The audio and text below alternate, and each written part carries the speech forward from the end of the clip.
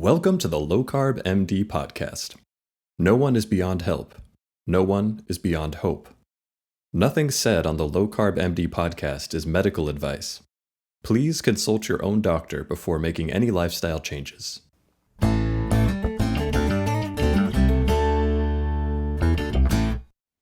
Hello and welcome back to the Low Carb MD podcast. I know I say this every week, but I'm really happy to have our guest today. Great story. It's going to impact a lot of lives. Her story is amazing. Tro, what do you have to say?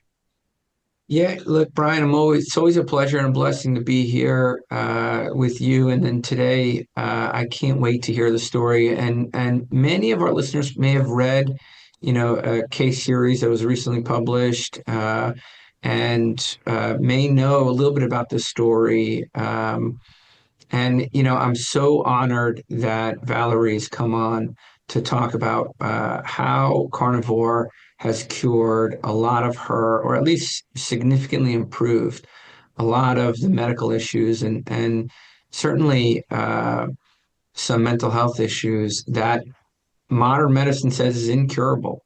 So I am so excited to hear the story. I have an idea about it, and we'll post it in the show notes, the paper.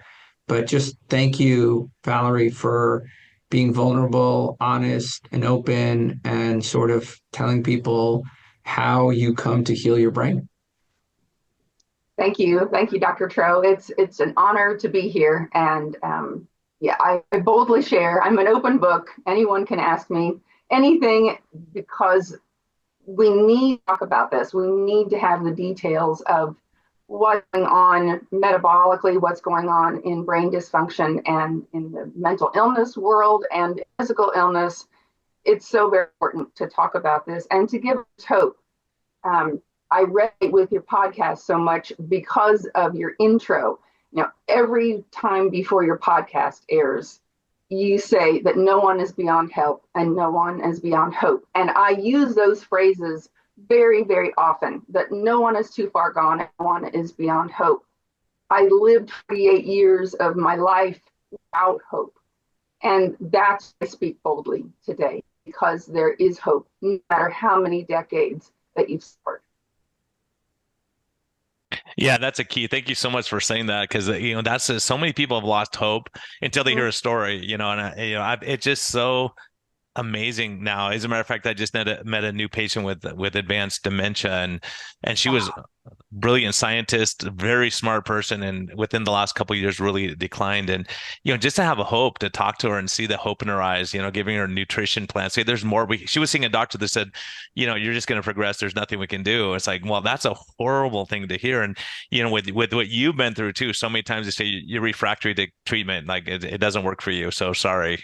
And it's so hard. So tell us, let's go back, like childhood, stress, life, eating disorders, like take us through your life and give us a glimpse of where you came from and where you are now.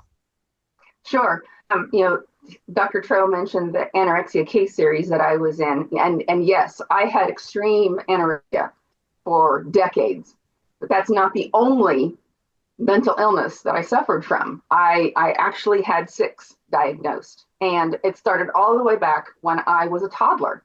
Back when I was 3, 4, 5 years old, I was overcome with anxiety and sadness and depression. Nothing was officially diagnosed until I was around 12. But I can remember that. I can remember never feeling good, mentally and physically. I don't have any memories in my life prior to my healing 8 years ago of ever feeling well. And so many people talk about that, ketogenic metabolic therapy and the carnivore has given them a second chance of life. It gets them back to where they remember feeling good, whether it be their teens, their 20s, their 30s. I don't have that.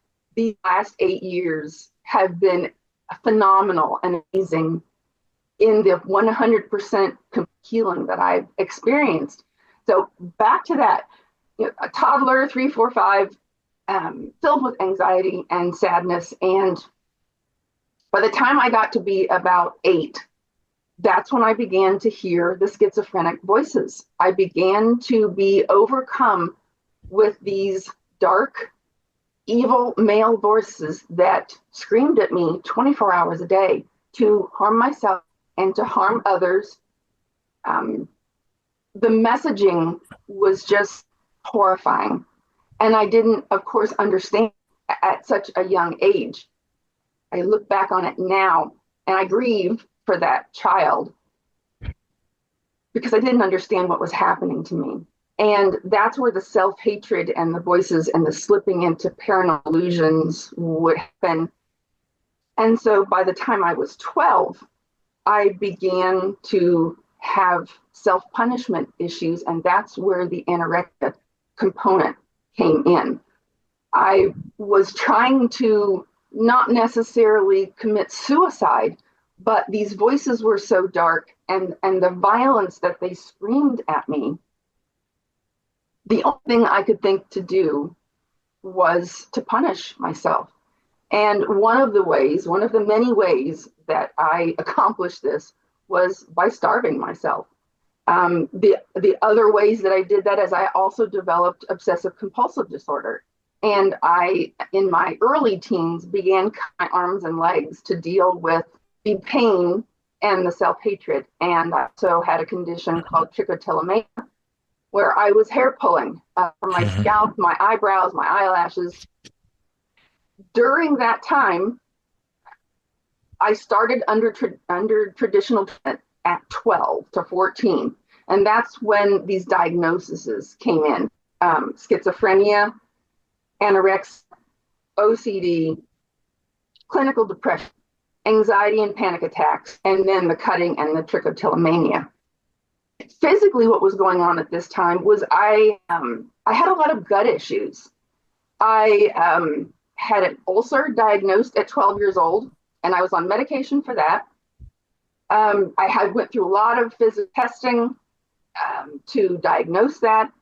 And I also had at 12 to 13, I had a misdiagnosed, very extreme case of mononucleosis. I had gone over the course of 8 weeks, 12 different antibiotics. When one didn't work, the doctor put me on another one. And so I had this downfall of mental health and this downfall of physical health so early on, before I even reached puberty. All of those things just interplay. We know gut health is brain health. We know gut health is metabolic health, and it's all connected. But I started traditional treatment around 12 to 14 years old. And that was when I got my first psychiatrist and starting me on medications and being inpatient in mental illness wards and eating disorder units. And you both know in hospital settings, that can be a traumatic experience. And it can also drive brain inflammation and physical health farther from where you want it to be. The first thing that happens in an eating disorder clinic or in a mental illness ward where starvation is present is the NG nasogastric feeding tube with the top 3 ingredients of canola oil, high fructose corn syrup, and soy, which just drives inflation. I can look back on it now and remember that being pumped into my system 6 times a day, being strapped to my bed, not being able to go anywhere in a double lockdown, and feeling like I could just crawl out of my skin.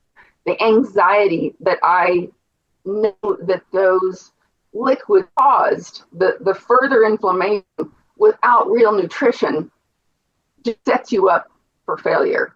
And that's exactly what we're doing to our seniors. You look at the ingredient labels of these, what we're giving our seniors, and it's incredible. It's inhumane. And you think, wow, because it's cheap.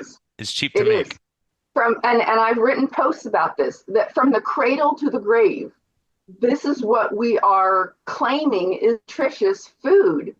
We have infants that the top 3 ingredients in their infant formula are those same ingredients. And we're feeding to our toddlers to boost their nutrition.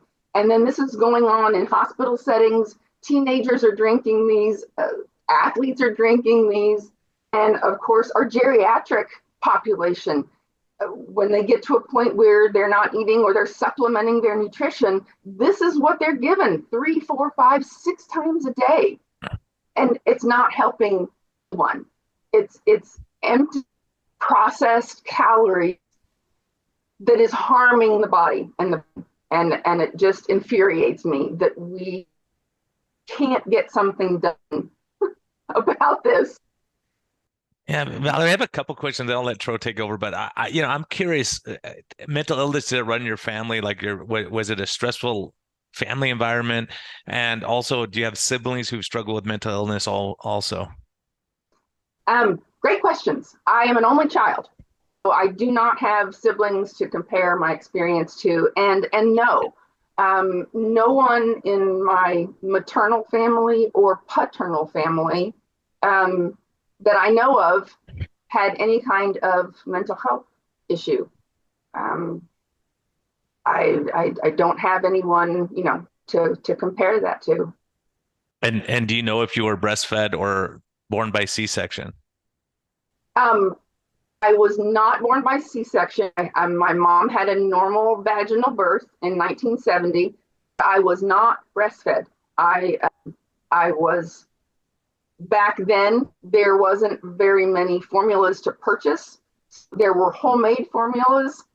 I do know that my mom used a recipe that was popular back then.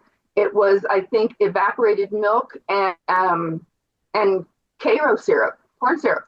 The amount of suffering, like you named each one of these things: anorexia, self-punishment, these voices. I mean, it's just the amount of trauma there, trichomania, which is really picking at, the hair and it just sounds like so much trauma, and how were those interactions? Because I'm sure you went to doctors, and I'm sure you went to counselors, and how did they handle your situation? How did they help you cope, and what tools do they offer you? I mean, I think I know some of these answers, but I'm curious. Exactly. Yeah. So from the age of 12 until about 40, 45, I was under additional treatment. I had more than a dozen psychiatrists. I had been on and off more than 15 psychiatric medications. They had me on 3 or 4 at a time. They'd take one away, they'd add one, they'd mess with the dose. I was on things like Seroquel and Haldol for the schizophrenia. I was on Effexor and Prozac and Paxil for the OCD, the anxiety, the depression.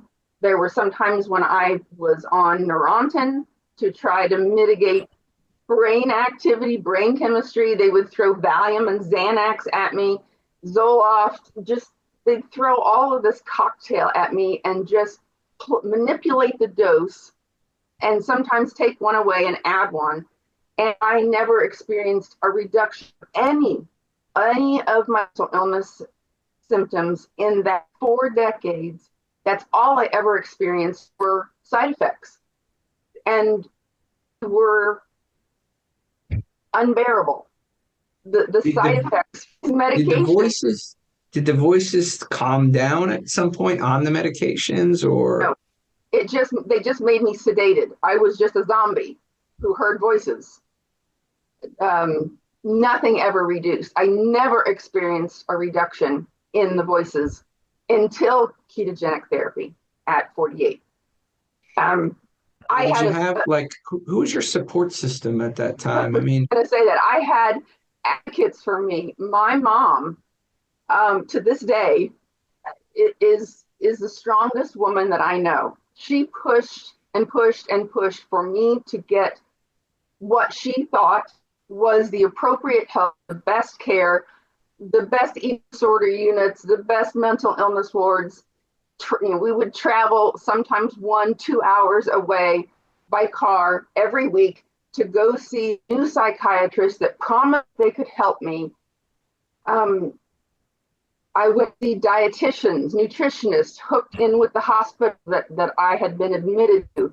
I had a team of occupational therapists. I had regular primary care physicians that were running blood work and would, their finger at me and tell me that I needed to gain weight. I had kids. I had grandparents that I basically lived half my life with because I literally lived right across the street from them. I was at their house just as much as I was home, my own house. I didn't have the support of a present father in my life. We were estranged, and he left family when I was 3. And there is some trauma that went on there. There was abandonment issues. There was verbal abuse issues there that I dealt with, and that I thoroughly mitigated through process and laid to rest through talk therapy. We since reconciled, so that is no longer an issue Wow. in my life. But Well, that's a miracle in itself, right? Yes. Wow. Yeah, forgiveness and grace. Maybe we could talk about that later too. And Yes. with the anorexia component, you said it was for like to harm yourself, to hurt yourself, right? The pain. Was it ever a body issue? Like you thought you were overweight or anything like that? Or was it more for like hurting yourself basically? Yes, I suffered from body dysmorphia. When I would Okay. look in the mirror, I saw someone who was very, very obese, very, very overweight. And that brain dysfunction component is when you're suffering in the middle of it, in your mind, by feeling your body, by using your arms to feel your body, and you can feel bones because there's no musculature left. I'm 5'9", and at my lowest, I was around 70 pounds. And I was that size for many, many years, in and out of relapses. I would gain a few pounds and then I would quickly lose it again. But at that point, at the 70 pounds, that's a BMI of about 11. So, cognitively, I knew that I was not overweight. But when there's brain dysfunction involved, when there's misfiring of neurotransmitters, when there's a deficiency of neuroplasticity and all the things that should be going right in nutrition to rebuild brain tissue, I looked in the mirror and there was a disconnect. I acted on what I saw, not on what I knew to be true. And that's part of mental illness. That is part of all of the components of anxiety, depression, the anorexia component, and of course the schizophrenia. Did the anorexia, when you were not eating, did you feel better? Did you get some relief from not eating? Strangely enough, that you that up. It's kind of a strange thing to be aware of and to talk about. But what I know about all of this that I've done ketogenic therapy and what I feel like in ketosis is some of the same component, a small piece of what I felt when I was in active starvation. There was I felt powerful, and it was a power that I felt that was destructive because there was never breaking of the fast and then feasting to rebuild. Yes, that component of when I was 1 day, 2 days, 3 days into not eating anything, even though it was very detrimental and it was going to cost me my life, in my brain firing, there was a power there. And I understand it now. It's the piece of being in ketosis that I still benefit from to this day. Of course, the fast is broken, and then I feast. So. Well, and that's probably why what you're doing now with the ketosis there, you're in ketosis without being in a starvation mode, because that starvation mode, your body wants to survive. So there's a drive to eat. There's there's a huge stress cortisol response. And, we see those huge physiologic responses in advanced anorexia. So, and I always thought that is like, gosh, especially in your case, you starve yourself, you go into ketosis, then they shove a tube in there and they give you a bunch of seed oils in your brain, and that's going to cause more inflammation, more depression, more anxiety. It's going to exacerbate the problem. Yes. And the other component of that is when I was actually eating food that wasn't through a tube. In inpatient settings and the meal plans that they send home, it's from the philosophy of the hospital that you're in. And all of the hospitals that I was in Ohio were plant-based. They push that you do not need animal protein, you do not need animal fats. You can combine beans and rice, whole wheat bread and peanut butter if you feel like you need protein. But other than that, what you need to eat to prove to us that you're not anorexic is to eat your fear foods. Eat this pizza, eat the cakes, the pies, the cookies, the processed foods, the ones that come in packages on my tray, inpatient, the muffins, the bagels. All of these packaged ultra-processed foods are what was served when the NG feeding tube was removed. And then correspond with that when you're sent home, when you're pronounced well because they put 10 pounds on you, but you're no mentally better than when you went in. You're actually worse. Your mental health is worse when you're discharged, but you just happen to weigh a little bit more. You quickly relapse, and the meal plan that they even send you goes out the window. Because in my teen years, that's the first thing that I eliminated was protein and fat.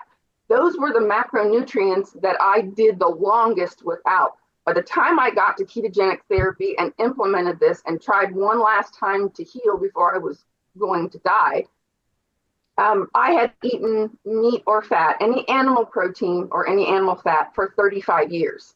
That was what was taken out first. That was what I did without the longest. That's what harmed me the worst. And what I ate the rest of those years were fruits and vegetables and the stray potato, the stray piece of bread, the stray serving of oatmeal when it was on my own. And then when I was under treatment and I was trying under what they told me, that I trusted them to guide me how to be better. When I was doing that, trying to follow the meal plan. And part of it I couldn't do because dysfunction hadn't been healed. And there was no way that I could eat those foods. And part of it was GI distress. I had inflammatory bowel disease. And when I would try to follow these meal plans, I was physically ill. And so that gosh, into the mental illness because I would quickly abandon what made my gut feel worse. And that allowed me to stay in this state of all I can eat, all I will allow myself to eat is a cup of spinach, a cup of celery, and that's all I ate the entire day. And it all just domino affected. If you go and step back a little bit, you look at this and you're like, you think of nutrient depletion, the symptomatic treatment and not actually root cause treatment from the clinical team, somebody who really needed mentorship, help, guidance, and solid nutrition, solid sleep, movement. And it just breaks my heart, like thinking about those 30 plus years. And how did you start to make the link between diet and mental health? That's what I want to understand that, because, they were promoting the pizzas and the milkshakes, so at what point did you start to put together, maybe there's something more here, and how were you exposed to those ideas? By the time I got to be 45, my mental health was shot. And every time I would switch psychiatrist to a new one, it wasn't something that I prompted. I basically would get fired by my psychiatrist. I would need to seek out a new one. They really failed me. They would start out saying, we can make you better, very confident. And by the end of my relationship with them, they would sit me down and say, you need to accept this. You and your family need to accept that you have intractable mental illness and there's nothing that can be done. You just need to accept this. And they would tell me not to come back. And I was just left out in the open trying to find somebody else to help me. So by the time I got to be 45, mental health was completely gone. I was not making it through the day well at all. I had tapered myself off of all of the psychiatric medications. It took me 3 years to come off of those with withdrawal symptoms, because the psychiatrist wouldn't help me do that either. But I was functioning worse on them than I was off of them. My physical health had deteriorated to a critical point. I had been diagnosed with osteoporosis at 16. So by the time I was 45, 46, 47, I had chronic bone pain, and I, at that point, experienced 5 fractures within 5 years. I would heal from one, and I would then fracture another bone. So I had that going on. I had 7 surgeries within 15 years because of my physical condition. I had not only lost my external musculature, I had lost internal musculature, and I no longer could hold organs in place. These surgeries surrounded organ prolapse. I had multiple organs prolapse, internally and externally. And so these surgeries were threatening. My husband, my family didn't know if I would even get through the surgery, let alone try to recover. I had to have some organs removed, some resectioned. It was very tremendous, including my colon. I had to have 18 inches of my colon removed and then resectioned because it was so badly damaged. There was nothing more that they could do with it. So that's the kind of surgeries that I faced. And I also had all kinds of other female pelvic disorder issues. I had interstitial cystitis. I had vulvodynia. I had pelvic pain, chronic. I had hypothyroid. My adrenals were shot. Had chronic fatigue. I just had all of these physical manifestations that were coming to the brink. And I had been what is considered weight restored 2 times within that period. And I knew that it wasn't about what I weighed. If you're gaining weight with mental illness on seed oils, sugar, ultra processed carbs, yes, critically, as an extreme anorexic, of course, I needed to gain weight, but that's not where the healing comes from. And if you're forced to gain weight prior to brain dysfunction being healed on ketogenic therapy, that's all you're going to do is try to survive, relapse, gain a little, survive, relapse, gain. That's all you're going to do for the rest of your life, which is what I experienced. I knew there had to be something wrong with my brain. There was brain dysfunction. It wasn't about what I weighed. It was about my brain. So I found a couple of books at the library by an author named Julia Ross. She wrote The Mood Cure and The Diet Cure. That got me started to understanding that the amino acids that we need, that we cannot get from plant foods, that only come from animal foods, are the building blocks for our neurotransmitters. That got me started reading, researching, looking into this, because I was recognizing that I'd been 35 years without any animal products in my diet. Not an egg, not a bite of chicken, nothing. After that, I quickly found Dr. Georgia Eade and Dr. Chris Palmer. Now, this was 8 years ago, prior to their new books coming out within the last couple of years. But what's in their books that I refer people to get and read, that's the research that I found back then. Back then, there was limited amounts of things online, articles that they'd written, old YouTube TED Talks. I poured through it all, and I started to contemplate, is there something to this? There's no way. There's no way that this can help me. But that little glimmer of hope that I thought was completely gone was there. And I read everything that I could about it. I would sit and talk to my husband and weep and cry. And he said, what have you got to lose? You can't continue the way you are.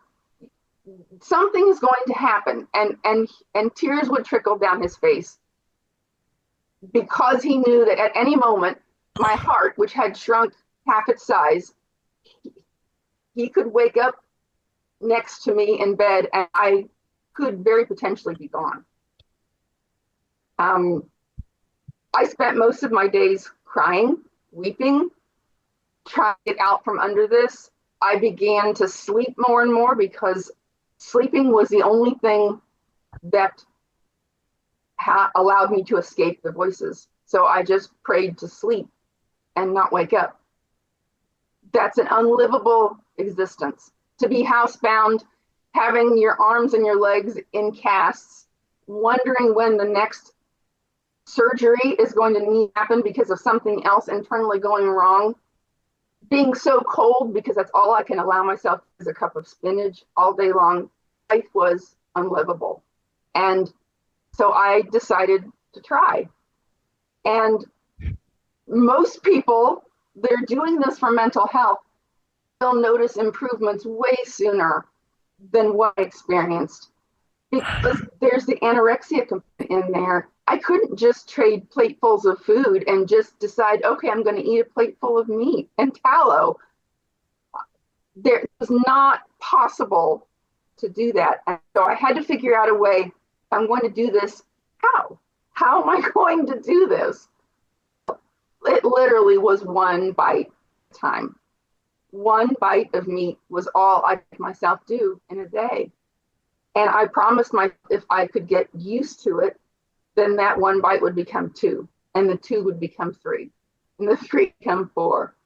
It took me 8 weeks at the beginning of this to even eat 8 ounces of meat. It took a long time. And this was not a case where I'll give it 30 days. I'm going to give it 60 days. I'm going to give it 90 days. That was not even a thought in my mind. I was going to do this until and unless there was no end point. I was just, this was the way my life was going to be, and I was going to see if there was any kind of reduction. I would have been happy with any kind of reduction in my symptoms. When I got to about the 6-month mark, I experienced something that I had never experienced since the start of the schizophrenia at 8 years old. The reduction of the voices happened when I was 6 months into this. And I had already felt a reduction in depression and anxiety, but the reduction of the level of volume of the voices and how often it called at me, and the slow decreasing of the volume and the intensity and the amount was something that I could not ignore. It was like it was in another room with the door closed. It was still there. It's the first time in my entire life that I ever experienced. So if I never got any better than that, I was going to consider this worked. But it continued. The improvements continued. And at the 9-month mark, I was able to walk away completely from cutting and hair pulling. I didn't need it anymore. Prior to this, was telling me, oh, you just need to replace it. You need to learn to knit. You need to learn to crochet. Do something else with your hands. It doesn't take away the brain dysfunction that's driving you to cut your arms and legs to begin with. That doesn't do anything. But ketogenic metabolic therapy was healing my brain, and I no longer was trying to force myself to stop these terrible self-harm habits. Now it was like, what am I doing to myself? I don't need to do this. I don't want to do this anymore. It wasn't a struggle to force myself to stop doing it or it was something else. It simply was gone from my brain. It simply was, the drive to do it was vanished. By the time I got to the 1 year mark, and I have to make this distinction for anorexia traditional treatment, I had not gained any weight. Weight gain did not heal me. Yes, I needed to gain weight, but what healed me was ketogenic therapy of my brain, and everything was gone. The voices were now completely gone. Not heard a voice in 8 years. The drive to starve, the body dysmorphia is gone. That took 1 year. That took 1 year, Valerie? 12 months. To completely go away. They muffled it 6 months, it sounds like, and then they were kind of in the other room making rumblings. You want to know what makes me angry? What makes me angry when I hear this is if you look at the data, being vegan, vegetarian is associated with worse mental health outcomes. If you look at the data, choline, methionine, N-acetylcysteine is all associated with improved anxiety, trichomania, anorexia, mental health. It's all there. And how do you get that?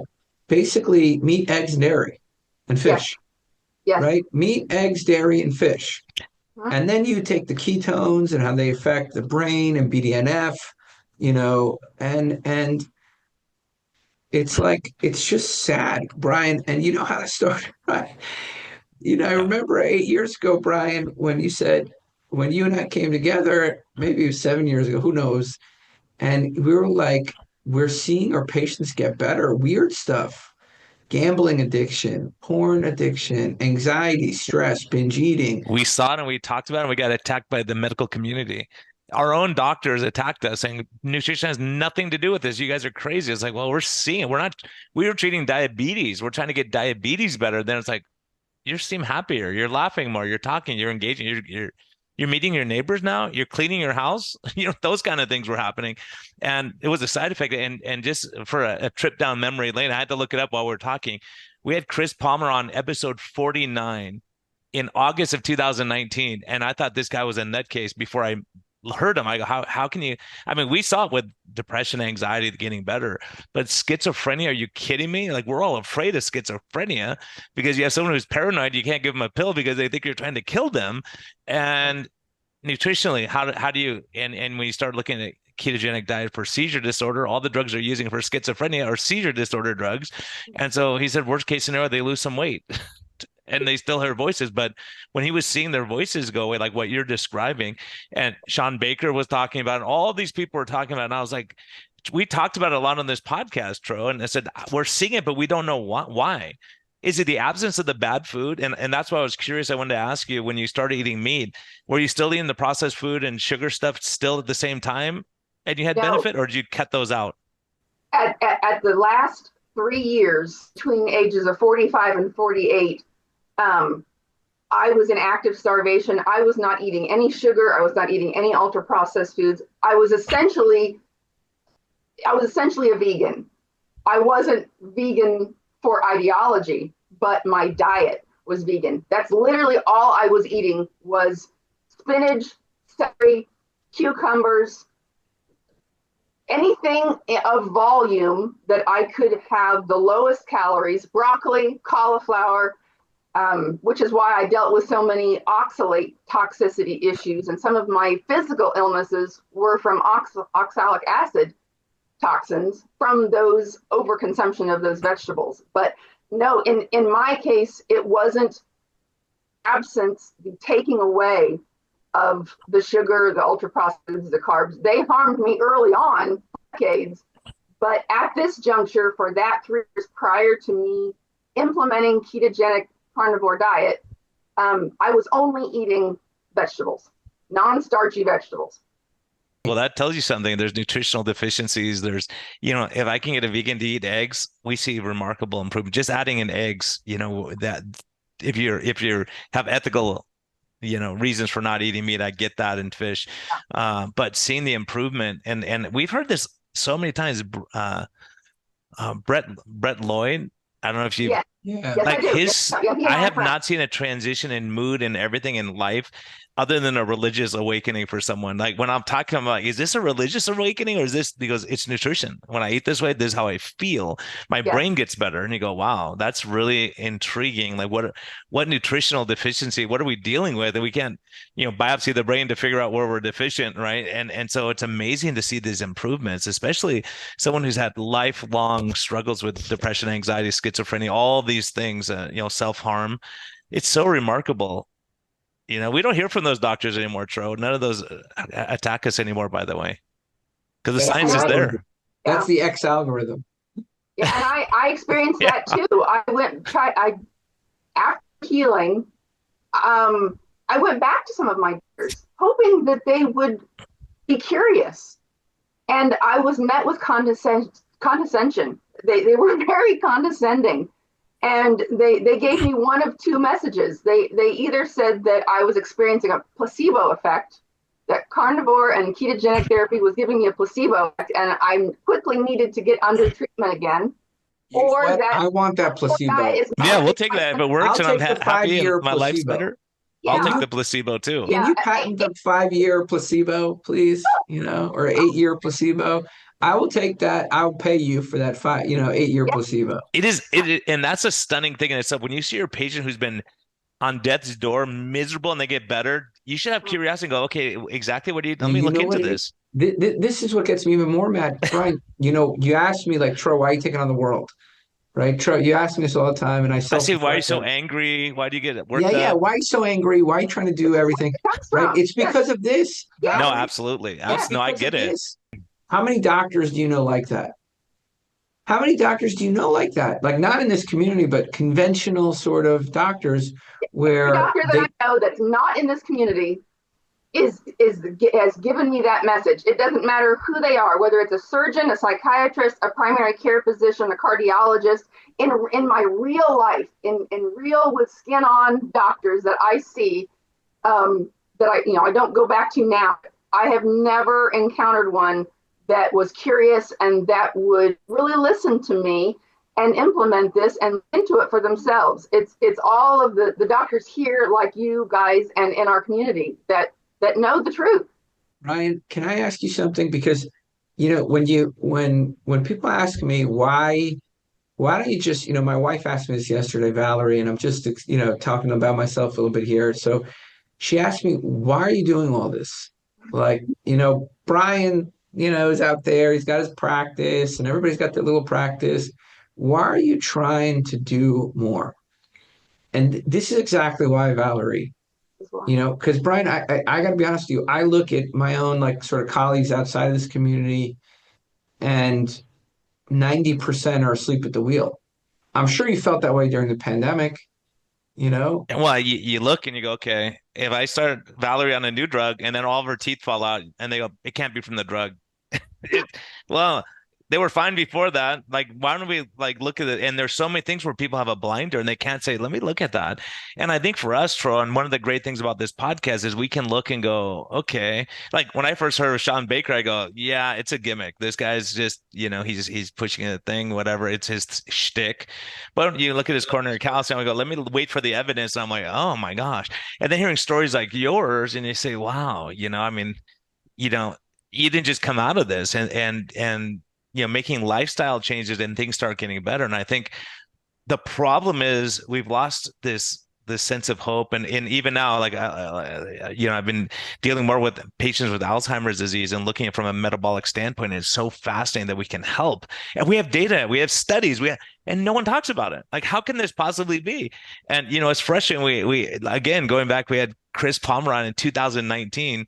How is that not the standard of care in psychiatry? And say, let's look at this. And so many people don't, I know they were doing studies. They wanted to shut the studies down because they say it's too dangerous.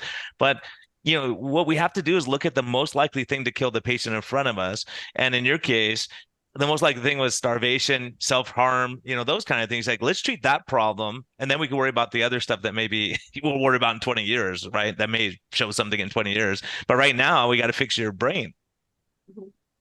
Yeah. And none of the things that I ever saw ever looked at root causes. They never looked at diet. They never looked at nutrition. They were adamant about that this was a chemical imbalance that needed a pill to be mitigated for your symptoms to be helped, and that what you eat has nothing to do with your mental health. That's the message that I received for 4 decades. And that's why I do what I do also. That's why I talk about it boldly every day. I counsel people. I'm a metabolic health coach. I get involved in as many spaces that I possibly can to either volunteer my time through direct messages that I receive across all social media of who are asking for help, needing resources, needing referrals of what books to read, of what to do. And a lot of times, even if they know what they're doing in terms of needing to implement ketogenic therapy and or a carnivore diet, they're under eating. They're not seeing improvements because the world still tells them that's all we need is 4 ounces of beef a day. That's all we need. And that's not enough to brain dysfunction. We need abundance of nutrition to not only fuel our bodies, but to heal brain dysfunction. And people need to eat in abundance and not be afraid. It's food. I'm curious, back when you were, and I don't know if you followed this at all back then or if they were following, did they look at what your cholesterol was doing when you were like super thin and vegan? Was your LDL cholesterol crazy high? Great question. It actually was extremely low, and they praised me on that. My total cholesterol, certain blood markings within those 4 decades, was less than 90, sometimes less than 80. My cholesterol was dangerously low, as it was taking a cholesterol lowering statin. So I know firsthand the depression and the brain dysfunction that can happen from too low cholesterol. But yet the doctors that would run the blood work, they would tell me I needed to gain weight, told me all of the things I was doing wrong. But then when it came to blood work, they would praise me. Say, oh, you're doing great on your cholesterol. And I'm back on it now, and that's part of the component of why my brain wasn't functioning. My brain wasn't getting the fat that it needed. And were you ever excessive in exercise during this journey? Yes, I was addicted to cardio. Whatever food, whatever 300, 200 calories of spinach that I would eat over the course of a 24-hour period, I had to run off.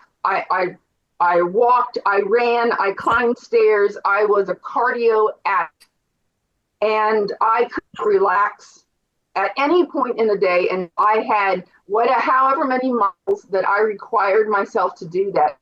I was an anxiety-filled mess until I completed that. And that is also another component of OCD that I experienced that has healed. That was a way of purging. I did not vomit, as in the case of bulimia, but I did purge. I purged through cardio, and I purged through abuse of laxatives. And how has your body image changed in the last couple of years? Is it still a struggle, or is that different?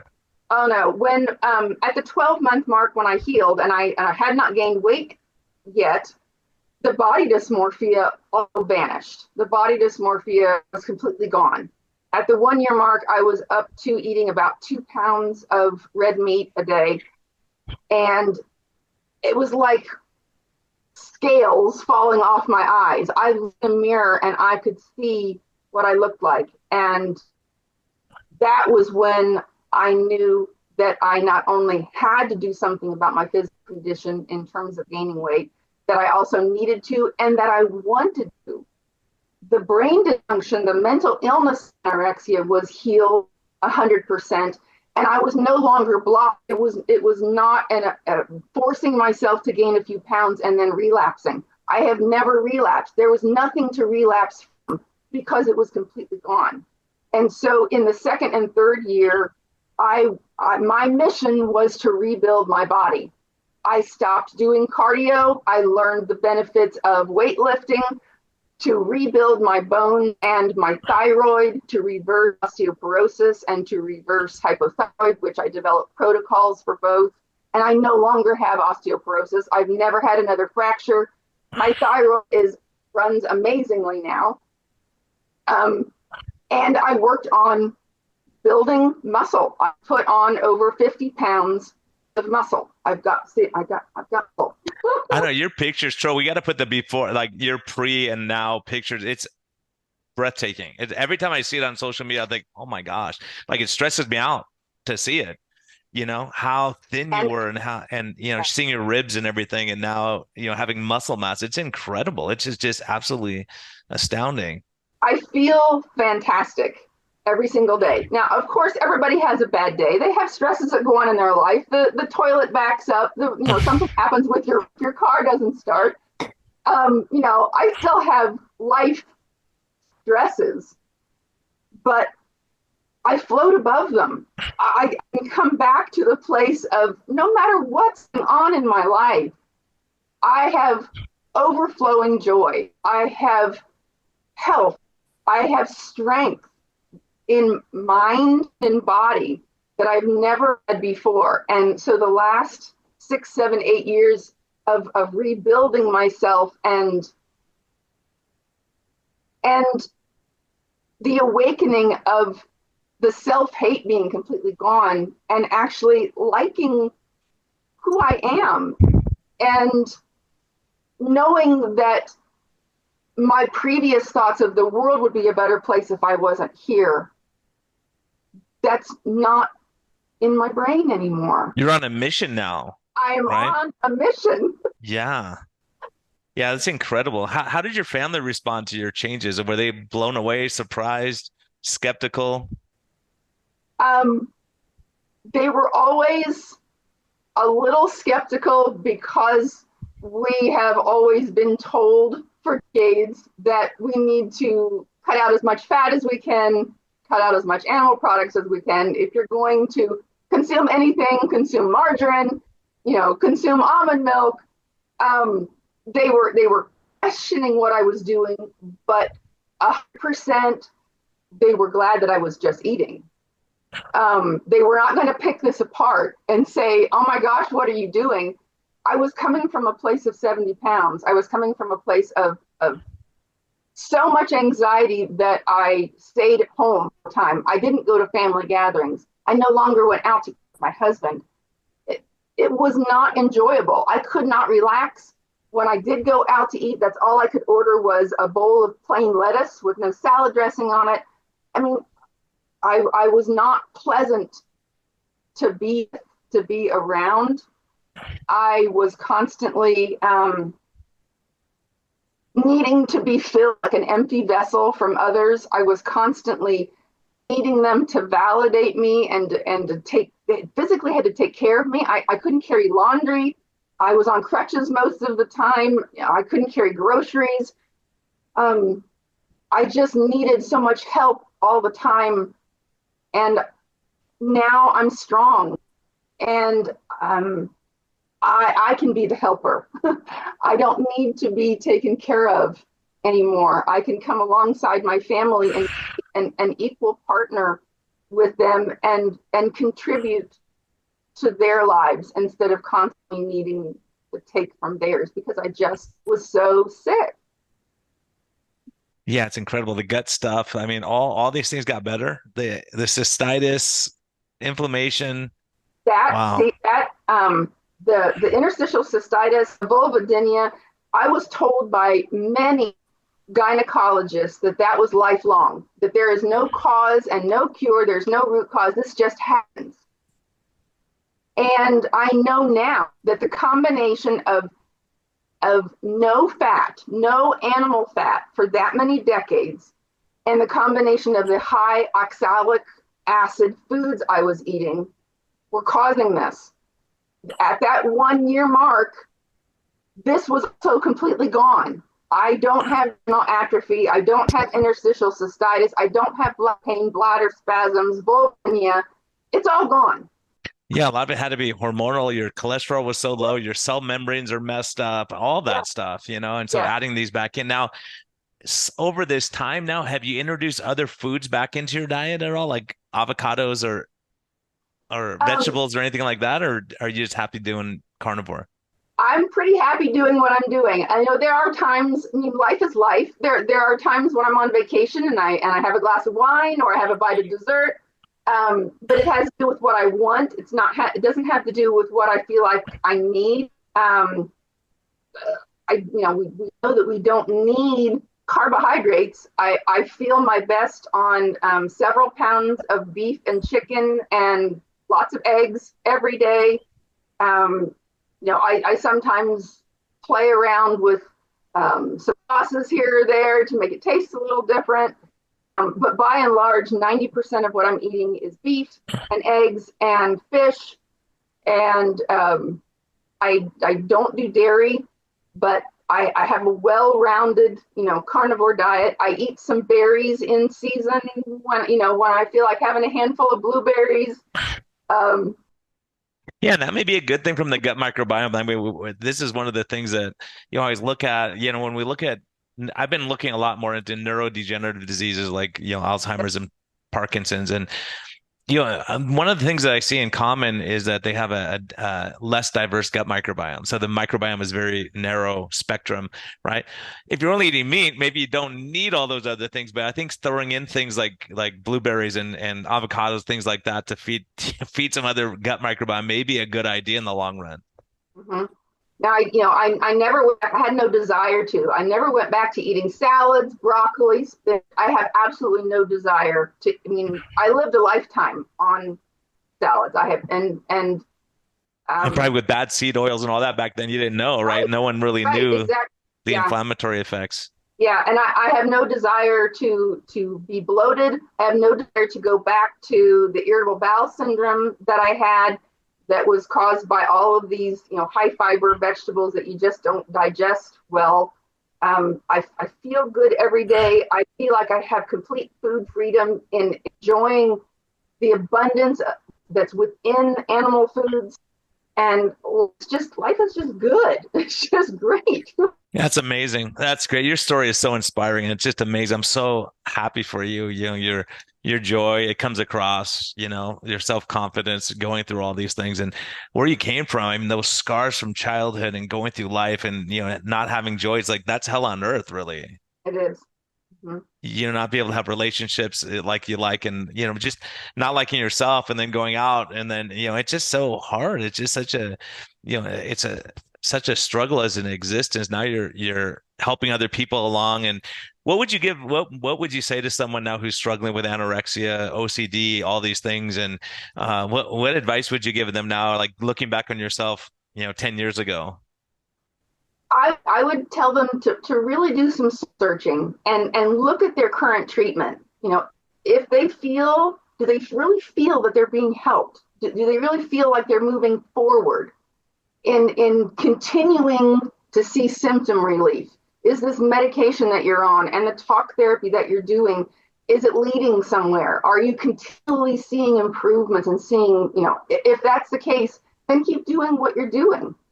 But if you feel like you're spinning wheels and that you're just, you've seen a psychiatrist for 30 years and you go every week and you talk about things and nothing ever changes, or you have bad side effects from your psychiatric medications,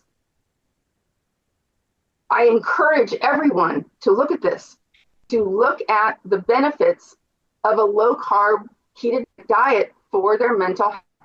And even if you're doing a traditional treatment, you feel working, this could be a component that's missing to further you on to being completely healed. I know in the medical field, I know there's times when we need medication. There's trauma, there's car accidents, there's surgery, and there's infections that we need antibiotics for. I'm not ever saying that we should abandon medicine and medication. There are times when that is absolutely life critical and life necessary.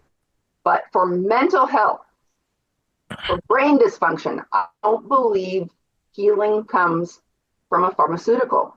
It comes from healing your brain through nutrition. And I would encourage anyone to take that step and to start adopting a low-carb diet and see how far you need to go in order to attain complete healing. I say many times that you only need to go as strict as your illnesses dictate. There are many people on a ketogenic diet that still implement nuts and seeds and low-carb vegetables, and they attain complete healing. If that's where you need to land, I am in full support of that. But you're doing that and you still have lingering illness. You still have IBS, you still have acid reflux, you still have lingering brain fog, you still have anxiety and depression, even on a low carb ketogenic diet. It's time to make that dial change, tighten it up, and see how far you need to go in order to get complete healing of these illnesses. The more strict you go, the more healing you will attain, because you have no idea what component the plant foods are affecting your health and your physical health. You don't know until you start to slowly eliminate them and increase your animal foods and see if what previously eating could affect your mental health and your physical health. Because plant foods have anti-nutrients, and even for an elimination diet, even if it's for temporary, to go carnivore, get complete healing, and then start slowly reintroducing them and see where you land, see where you can implement those other foods that you still enjoy and love and maintain your healing. There's so many things that we can do through nutrition, through ketogenic nutrition, of going less strict and more strict, and play around with your fat numbers and your protein numbers for each individual person, because everyone is different. Yeah, you have such great advice, and I keep thinking that your body was in this fight or flight mode for so many years with the stress of not eating, not having protein, and so being in that chronic stress mode too. It's like, how do we break that cycle of that stress overload? It sounds like in your case, eating more meat helped that situation. Were there any other factors involved, like any lifestyle changes, stress management, breathing techniques, faith, any of those kind of things that you use as a crutch a lot, or not as a crutch, but as to help you with as an assistant, to assist you in all these things? There's lots of tools in the toolbox that you can use. Sunlight is so very important for our mental health and our physical health, and for vitamin D synthesis. Sleep habits are very Huge. important. So the making sure that you're in a very dark room without the TV on, without any light. Things that help that. Daily exercise, daily moving your body, and strength training, weight training is crucial. So for all of your hormones, for your mood, I've implemented all of the things. Faith is very, very important. It's so critical to me and so important to me, because when you're mentally ill, you feel blocked in the faith department. I saw other people in my life that I could look into their eyes and know that they were at one with God, that the joy would flow from them. And I desperately wanted that. And I asked God into my life early on, at an early age. But the schizophrenia and all of the mental illnesses that I suffered from, it just blocked me. I felt that I could not reach him. And I always felt that I wasn't good enough to reach him. And when my nutrition got to a certain point, and I got up to the point of eating about 2 pounds of meat a day, it just fell off. This connection, this spiritual connection that I longed for all of my life, was now on fire and alive. The wall was down. The wall had been torn down in my brain dysfunction. And I am now at one and alive with him, that I always envied that I saw in others. And so it's amazing. And I talk about now because God could have healed me in an instant.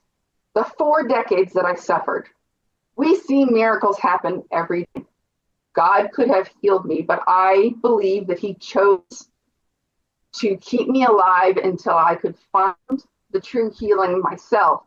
Because if he had healed me instantly, I would not be able to help others. I would not be able to come alongside others and hug them physically or hug them virtually and tell them to just hang on. There is hope, that no one is beyond hope, no one is beyond healing, and no one is too far gone. And he kept me alive so that I could be a voice. Yeah, and that's how we start the podcast. That's how we end it. I think that's so powerful too, is like feeling that disconnect and not being able to be all in and in relationships too, and family and all those things, to see happy people around you and you feel lonely and sad and miserable and you're hearing voices. And it's such a terrible thing. It's not the Hallmark Christmas and all these things that we envision our life, but having that faith component and that lowers the stress levels and the cortisol and doing it all together. Because you could argue saying, well, God, why'd you put me through all that? And then you say, because now you could be a vessel, like you can really help, because you're going to appreciate it that much more. And you're going to see other people in darkness and you can reach out to help them and say, look, there's hope. Like providing hope, that's what our faith does, is gives us hope. We don't have all the answers, but you have a hope that's like, things are going to get better. I'm going through a hard time. It's not going to be like this forever, but I can see after 40 years of struggling that you say, it's never going to get better unless you make changes. And you had you looked and you saw it. You didn't just say, this is my lot in life, I'm going to die like this. You look for like, what can I do that's in my control? And to have some control over the outcome is pretty powerful. Yes, it is. Or it's a big placebo effect. Right.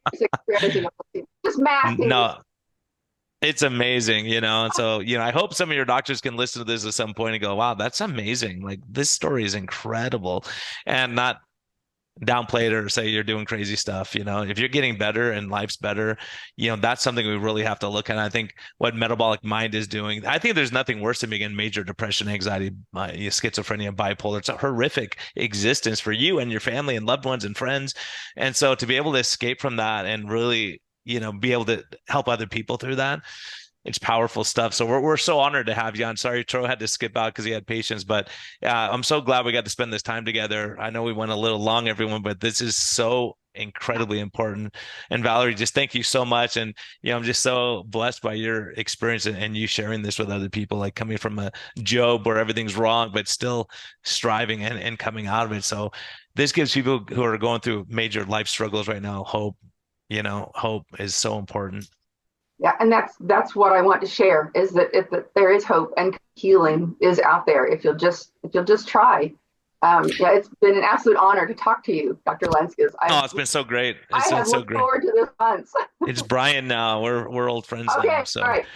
yeah, so but all these things are so it's so critically important, and that's the thing is, if carnivore's not working for you, try something else. If keto's not working for you, if adding in blueberries makes you feel better, go for it, right? Who cares? Whatever.